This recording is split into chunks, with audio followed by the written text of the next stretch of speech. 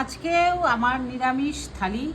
খুব ক্লান্ত, ডিউটি থেকে এসে আর ভালো লাগছে না, তো তোমাদের সঙ্গে শেয়ার করি প্রতিদিনের মতো। আজকে কি আছে, এই যে লেবু আছে, লেবু এটা তো আমার থাকবেই।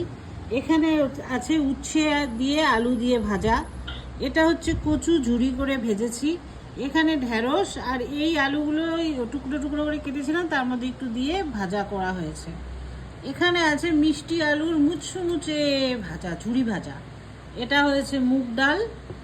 এখানে রয়েছে তোমার ঘরে তৈরি যে ছানা, সেই ছানার ওই কি বলে এটাকে, ডালনা, ছানার ডালনা, এই দিয়ে কচু ডুমো করে কেটেছি, আর পটল দিয়ে আলু দিয়ে করা হয়েছে এটা।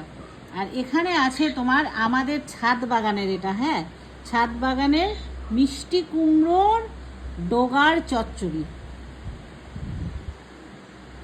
খুব ভালো লাগে, খুব ভালো লাগে। এটা আমার ছাদ বাগানের। নেক্সট দিন এটা তুলে রান্না করাটা দেখাবো। এটা হচ্ছে সয়াবিন, আমাদের বাড়ির গাছেরই পেঁপে দিয়ে তৈরি সয়াবিন।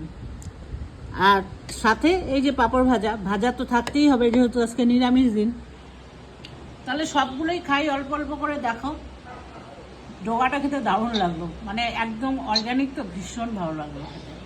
ঠিক আছে, খাই তাহলে।